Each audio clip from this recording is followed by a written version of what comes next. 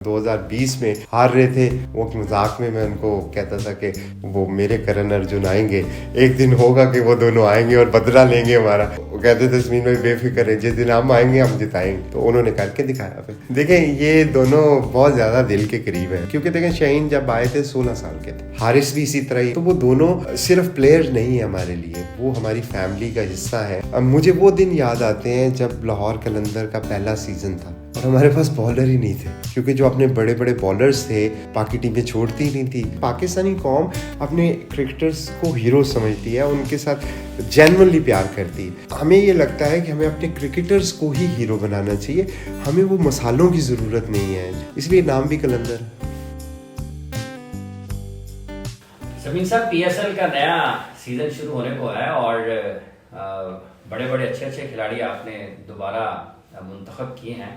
क्या वजह है कि कुछ ऐसे खिलाड़ी भी आपकी टीम में नजर आते हैं कि जो अमूमी तौर पर फेवरेट नहीं समझे जाते T20 के, बिलखुसूस जो लोकल टैलेंट है पाकिस्तान का, किस तरह से इस तरफ आप जाते हैं?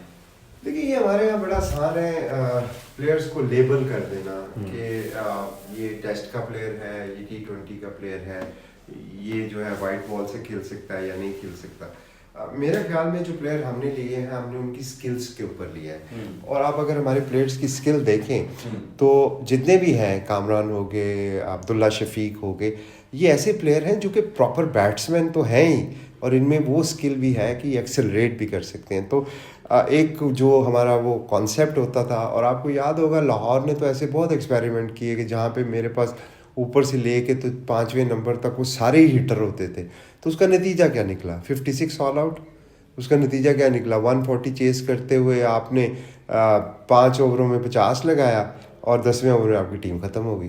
तो ये T20 की साइंस को समझना इम्पॉर्टेंट है। ये स्टिल बैटर्स की गेम है, उन बैटर्स की जिनको क्रिकेट खेलनी आती, प्रॉपर शॉट्स की। सिर्फ स्लॉगिंग करने से T20 में आप कामयाब नहीं हो सकते। ये सीज़न और जो आपने रिटेंशंस के ऊपर फिर आपका स्क्वाड मुंतखब हुआ है, मजमूई तौर पर अगर देखा जाता है, जो लोग बात भी करते हैं, तो आपकी टीम का जो सबसे मजबूत पहलू है वो इसकी बॉलिंग है। आप इससे इत्तफाक करते हैं कि वाकई जो कलंदर्स का पेस अटैक है वो बिल्कुल पाकिस्तान का पेस अटैक है? देखिए, मुझे बड़ी खुशी होती है जब लोग इस बात को एक्नॉलेज करते हैं। मुझे वो दिन याद आते हैं जब लाहौर कलंदर का पहला सीज़न था और हमारे पास बॉलर ही नहीं थे। कुछ तो इंजर्ड हो गए, कुछ आ नहीं सके। तो हमारे से वहाँ पे जो चैलेंजेस आए, तो हमारे पास उसके बाद ऑप्शन ही नहीं रहा, क्योंकि जो अपने बड़े बड़े बॉलर्स थे बाकी टीमें छोड़ती ही नहीं थी। वहाब रियाज हो गए, मोहम्मद आमिर हो गए, हसन अली हो गए, ये सारे वो बॉलर थे जो इस्टेब्लिश बॉलर थे। अब इनको कोई छोड़ता नहीं था और हम ड्राफ्ट से जो मिलता था वो ले सकते थे। और यही बुनियाद बनी प्लेयर डेवलपमेंट प्रोग्राम की। और जब हमने प्लेयर डेवलपमेंट प्रोग्राम शुरू किया, आपको पता है कितना मजाक उड़ाया गया हमारा, कितनी हमारी वो सारा कुछ हुआ। लेकिन हम परसिस्टेंट रहे। क्रेडिट आकिब भाई को जाता है, जिन्होंने बेपनाह मेहनत के बाद ये बच्चे, ये हीरे निकाले, और ना सिर्फ निकाले बल्कि इन पे बिलीव किया। आप शहीन शाह अफरीदी का वो वाक़या सबको पता है, जब उन्होंने 6 कहा के वापस कर दिया था। हारिस रऊफ़ का भी सबको पता है कि वो उनके मार पड़ी, फिर भी चांसेस मिले। तो ये ऐसे प्लेयर्स हैं जिनको जो प्लेयर्स नहीं हमारे लिए, ये हमारी फैमिली का हिस्सा है। तो कलंदर फैमिली जो है, इनके बगैर नामुकम्मल है। और अब जब मैं देखता हूँ कि लोग हसद करते हैं कि हाय इनके पास ये बॉलर है, हमारे पास कैसे आ सकते हैं, तो मेरा सिर्फ यही पैगाम होता है कि मेहनत करें, हसद ना करें। ये हारिस और शाहीन का जो पेयर है, आप जब कभी भी ये पाकिस्तान से भी खेल रहे हो, आप उनके मैचेस देखते रहते हैं, तो ये दो रतन हैं, ये करण अर्जुन हैं, ये क्या हैं? देखें, ये दोनों बहुत ज़्यादा दिल के करीब हैं मेरे पर्सनली, क्योंकि देखें शाहीन जब आए थे 16 साल के थे। तो 16 साल की उम्र में उनका एक तरह से डेब्यू मेरे साथ ही एज ए मैनेजर मैंने उनको मैनेज किया था। फिर वो इतना खूबसूरत इंसान है कि उसको आप उससे दूर रह नहीं सकते।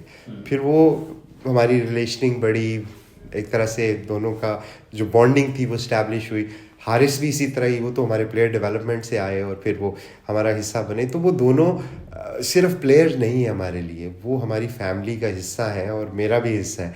तो इसलिए उनके साथ एक 2020 में हार रहे थे, 4 साल हो गए थे, बॉटम पे आ रहे थे, तो वो मजाक में मैं उनको मोटिवेट भी करने के लिए या वैसे कहता था कि वो मेरे करण अर्जुन आएंगे, एक दिन होगा कि वो दोनों आएंगे और बदला लेंगे हमारा। तो वो उसको फिर वो भी कैरी ऑन करते थे कि वो आते जाते एक दूसरे को मजाक करते थे कि मेरे करण अर्जुन आएंगे। तो वो कहते थे समीन भाई बेफिक्र है, जिस दिन हम आएंगे हम जिताएंगे। तो उन्होंने करके दिखाया फिर। आप तो हारते थे तो लोग कहते हैं कि ये किसी के बस में काबू में नहीं आते, तो आप जीत गए हैं। जीतने के बाद एक साल आपने लगभग उसका फतह का भी मजा लिया है, तो किस तरह से देख रहे हैं नए एडिशन को? और इसमें आप समझते हैं कि चूंकि दिफाई चैंपियन के ऊपर एक दबाव भी होता है, तो किस हद तक तो उम्मीद है दिफा के लिए? देखिए हमारे लिए we have seen the worse, तो हमें बहुत अच्छी तरह अंदाज़ा है कि जीत की कितनी इम्पोर्टेंस है। हमें बहुत अच्छी तरह अंदाज़ा है कि जब आप एक किसी जगह पे पहुंचते हैं तो उसके लिए क्या मेहनत रिक्वायर्ड होती है। और हमने अपने लेसन बड़ी कहते हैं ना कि हार्ड वे में सीखे हैं, तो वो लर्निंग अनलर्न नहीं हो सकती अब वो हमारा हिस्सा है। तो और ये भी हमें पता है कि हर दफ़ा एक ही फार्मूला नहीं चलता, तो आपको कंटिन्यूसली इम्प्रूवमेंट की तरफ देखना होता है। कंटिन्यूसली आपको देखना होता है कि हम किस तरह बेहतर से बेहतर, क्योंकि बाकी टीमें जो पिछले साल शायद उस तरह से हमें नहीं कर पाई थी, इस दफ़ा चैम्पियन होने के नाते बेहतर प्लानिंग से आएंगी। तो हमारे लिए इम्पॉर्टेंट है कि हम उनको प्लानिंग में आउटबीट करें। हमारे लिए बेहतर है कि हम रिलैक्स ना हो। और यही आपने देखा हमारी इस दफ़ा जो सिलेक्शन हुई है उसमें यही पॉइंट था कि कहाँ कहाँ इम्प्रूवमेंट की गुंजाइश है। और रिगार्डलेस ऑफ कौन कितना बड़ा नाम है या उसकी क्या सारी सिलसिला रहा है, हमने इमोशंस को साइड पे करके टीम को फर्स्ट ला के प्लानिंग की है। हुसैन तलत आए हैं आपके मिडल में, और ये कुछ थोड़ा सा लोगों को हैरान कुन लगा है कि हुसैन तलत को आपने कैसे मुंतखब किया? देखिए हुसैन, मुझे याद है जब हुसैन पहले दूसरे सीज़न में खेले थे इस्लामाबाद की तरफ से, he was the most complete player on the park. हमारे एक एनालिस्ट थे श्रीकांत, जो KKR के भी एनालिस्ट हैं, तो वो मुझे कहते होते थे कि समीन भाई अगर PSL में मुझे किसी ने इम्प्रेस किया है तो वो हुसैन तलत है। और वो कहते थे कि ये एक दिन पाकिस्तान खेलेंगे, और वो ऐसा हुआ भी। अनफॉर्चुनेटली वो परफॉर्मेंसेस उनकी वहाँ पे वैसे रिफ्लेक्ट नहीं हो सकी। तो हुसैन को तो हम बड़ी देर से बहुत हाईली रेट करते हैं। आप उसकी वजह है कि पाकिस्तान में मिडल ऑर्डर में बहुत लिमिटेड ऑप्शंस हैं। अगर आप देखें तो आप उंगलियों पे गिन सकते हैं वो ऑप्शंस। वर्ल्ड में भी इवन जो मिडिल ऑर्डर की ऑप्शन है बहुत कम है, क्योंकि जनरली ओपनर 1 2 3 वाले जो हैं वो नाम कमाते हैं, क्योंकि उन दायरा लगा होता है, बड़ा बड़ा स्कोर कर लेते हैं तो वो हिट हो जाते हैं। नीचे प्रेशर में खेलना एक आर्ट है। और हुसैन के अगर आप उनके नंबर्स भी देखें या उनकी परफॉर्मेंसेस भी देखें तो उनके पास ये आर्ट है जो एवरेजेस वो मेंटेन करते हैं। Plus he is a very very good utility player, एक हैंडी बॉलर हैं, फिर आपको हर तरह की क्रिकेट खेल के दे सकते हैं। आपको वो डिफेंसिव क्रिकेट भी खेल के देते हैं, आपको स्ट्राइक रेट भी उनका अच्छा है। तो जब हमने उनका नाम देखा तो डेफिनेटली ही वॉज वो प्लान था बाकी टीमों का उनको लेने का। तो मैंने एक तरह से उसको जब देखा तो हमारे पास, हम लोगों ने मेरा ख्याल में शायद बाकी टीमों को आउटस्मार्ट कर दिया इसमें। मोहम्मद हफीज़ की कमी महसूस होगी? देखिए हफीज़ भाई की कमी तो हमेशा महसूस होगी, definitely is legend of Pakistan, और हमारे लिए उनकी बेतहाशा कंट्रीब्यूशन है। We will miss him, but then again Hafeez भाई जो है वो पिछले काफ़ी अरसे से कंपेटिटिव क्रिकेट नहीं एज सच खेल रहे। उनकी जो टूर्नामेंट लास्ट मेरा ख्याल में PSL के बाद जो था वो KPL खेले या ढाका में खेले, तो वो भी चीज़ें सामने रखनी होती हैं। फिर हम चाह रहे थे कि हम यंगस्टर को लेके आएँ जो कि अगले आने वाले सालों में टीम के साथ थोड़ा लंबा चल सकें। बट अगेन हफीज़ भाई की जो इज़्ज़त और एहतराम है वो हमारे दिल में और हमेशा रहेगी। ये क्या माजरा है? कभी टीम डेविड आते हैं, कभी लेन आते हैं, इस मरतबा जॉर्डन आ गए हैं, ये कहाँ से ढूंढा है आपने? देखें हैरी ब्रूक्स को आप भूल गए। हाँ।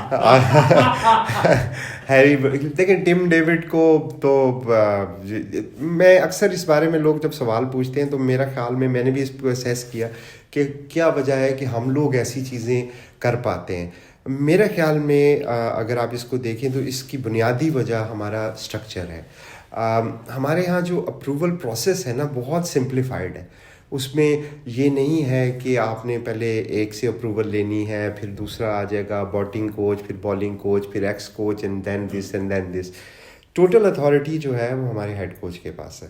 तो जब आप और वो और मैं मिलके जो फैसला कर लेते हैं वही फैसला हो जाता है।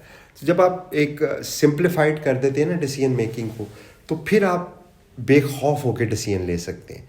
तो हमारी credit again goes to our team, जिस में नबील है, वकास है, ये सारा साल काम करते हैं, शहजाद भट्ट हैं, और ये मॉनिटर करते हैं। फिर जब वो ऑप्शंस लेके आते हैं आकिब भाई के पास, आकिब भाई उसको वैल्यूएट करते हैं, फिर वो मैं और आकिब भाई बैठते हैं।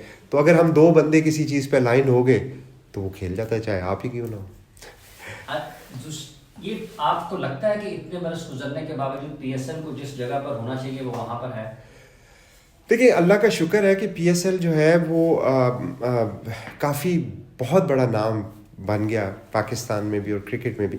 तो उसकी जो ग्रोथ है उस पर मुझे काफ़ी मुतमईन हूँ। लेकिन मैं ये समझता हूँ कि इस ग्रोथ में जो रोल प्ले होना चाहिए था वो नहीं हुआ। ये ऑर्गेनिक ग्रोथ हुई, ये लोगों की मोहब्बत की वजह से हुई। इसमें हमारा कोई कमाल नहीं है, यानी हमने जो ऑर्गेनाइज़र हैं हमने उसमें वो जो एफ़र्ट डालनी चाहिए थी मेरे ख्याल में वो शायद उस तरह नहीं डाली। आज भी आप देखें कि पीएसएल का सेपरेट सेक्रेटेरिएट नहीं है, ये एक पार्ट टाइम जॉब है पीसीबी के लिए। जब वो अपने कामों से फारिग होते हैं तो पीएसएल की तरफ तवज्जो देते हैं। ये प्रोजेक्ट पाकिस्तान का मेरा ख्याल की हिस्ट्री का सबसे बड़ा प्रोजेक्ट है, और इसमें जितना इन्वॉल्वमेंट है लोगों की और जितने इसमें फाइनेंशियल रिसोर्सेज लगते हैं, मेरा ख्याल में किसी भी दुनिया की ऑर्गेनाइजेशन अगर हो तो वो इस चीज़ को सीरियसली लें और आप एक सेपरेट डिपार्टमेंट बनाएं, जो कि फ्रेंचाइजी की मेरा ख्याल में 5 साल से डिमांड है और किसी ना किसी वजह से वो बस नहीं हो पा रहा। लेकिन मैं समझता हूँ कि इसमें बेपनाह इम्प्रूवमेंट की गुंजाइश है। पाकिस्तानी अवाम ने इस प्रोडक्ट को उठा के रखा हुआ है, हमारी तरफ से कुछ नहीं हुआ। कोई लगता है, सुनने में आता है कि कलंदर्स क्रिकेट बोर्ड आप बनाने जा रहे हैं? नहीं, अल्लाह माफ़ करे, कलंदर क्रिकेट बोर्ड तो बिल्कुल बनाने की कोशिश नहीं है। देखिए, हमारा एक डोमेन है, मैंने अक्सर पहले ये बात पहले भी कह चुका हूँ कि अगर आप फ्रेंचाइजीज़ को देखें, हर एक का अपना एक विज़न है। हमारे लिए क्रिकेट जो है ना वो एक बिज़नेस है। हमने क्रिकेट को दिखा के बाकी बिजनेसेस को प्रमोट नहीं किया। हमारा ये मॉडल नहीं है। हमारा मॉडल क्रिकेट को इटसेल्फ एक बिजनेस बनाना है, लीगल बिजनेस, खुदा ना खास्ता दूसरी चीज़ों से नहीं। लेकिन अब उसके लिए ये जो हमारी सारी कोशिशें हैं, अगर आप 30 दिन का टूर्नामेंट करवाते हैं तो ऐसा तो कोई दुनिया में बिजनेस नहीं है जो 12 महीनों में सिर्फ 30 दिन बाद कामयाब हो सके। तो उसके लिए आपको क्रिकेट को सीरियस लेना पड़ता है, फिर आपको प्लेयर डेवलपमेंट करना पड़ता है, फिर आपको कोलैबोरेशंस करनी पड़ती हैं, फिर आपको हाई परफॉर्मेंस सेंटर बनाने पड़ते हैं, फिर आपको टूर्नामेंट्स करवाने पड़ते हैं, अपने ब्रांड को एक्टिव रखना पड़ता है, ग्लोबल जाना पड़ता है। ये सारी चीज़ें हम इसलिए करते हैं क्योंकि हम क्रिकेट को एक genuine business, profitable, marketable business समझते हैं। हाँ, आप ये भी कर सकते हैं कि आप क्रिकेट को दिखा के अपने बाकी बिजनेस को लेवरेज कर लें, लेकिन हमारा वो मॉडल ही नहीं है। तो इस वजह से ये लगता है आपको शायद। बहुत सारी जगहों पर टीमों के साथ जो इन्वेस्टर्स हैं वो शोबिज से भी जुड़े होते हैं, आप ऐसा तजर्बा क्यों नहीं करते? देखिए, अगेन पाकिस्तान में क्रिकेटर से बड़ा कोई सुपरस्टार तो नहीं है मेरा ख्याल में। कॉपी पेस्ट पे हम बिलीव नहीं करते। कुछ आप देखें, हमसाया मुल्क में ऐसे हुए कि फिल्मी सितारे आए और उनकी वजह से ट्रैक्शन बढ़ी।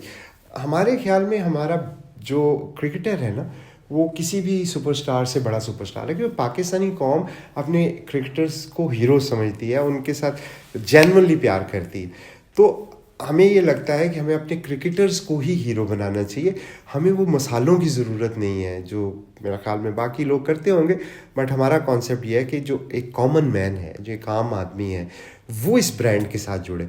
हमें ख़वास को जोड़ने की ज़रूरत नहीं है, इसलिए नाम भी कलंदर।